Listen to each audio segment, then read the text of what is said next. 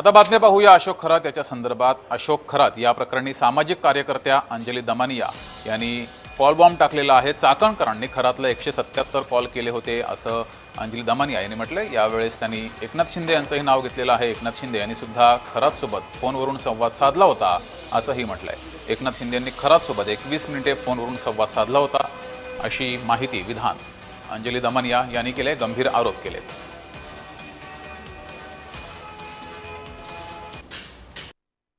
चाकणकर यांचे एकूण 177 कॉल्स हे अशोक खरातांना झाले। एवढंच नाही तर त्यांची बहीण प्रतिभा चाकणकर 2 दिवस झाले आपण त्यांच्याबद्दलही बरंच ऐकतोय, त्यांचे 236 कॉल्स हे अशोक खरातांना झाले। पण आता मी जे नाव घेणार आहे त्यांचे नुसतेच आपण फोटो बघितले होते आणि व्हिडिओज बघितले होते, पण आत्ताचे महाराष्ट्राचे उपमुख्यमंत्री एकनाथ शिंदे यांचे तब्बल 17 कॉल्स हे अशोक खरातांना नॉर्मल सेलफोनवरनं झाले होते।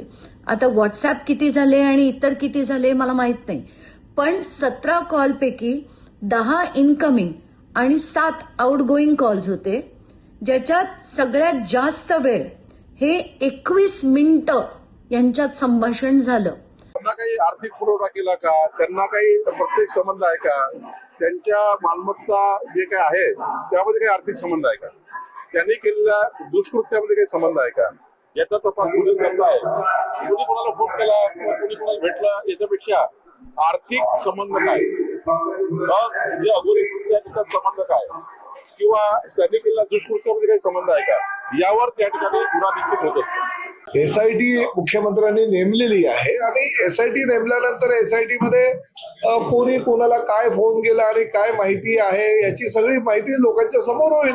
राहिला प्रश्न फोन करण्याचा, अरे शिंदे साहेबांना, मुख्यमंत्र्यांना, मला किंवा अन्य काही नेत्यांना अनेक लोक दिवसातून फोन करत असतात, म्हणून आम्ही काय प्रत्येकाचा काय कॉल रेकॉर्ड ठेवत नाही। ठीक आहे, आता चौकशी जी आहे ती चौकशी होईल आणि सत्य लोकांच्या समोर येईल।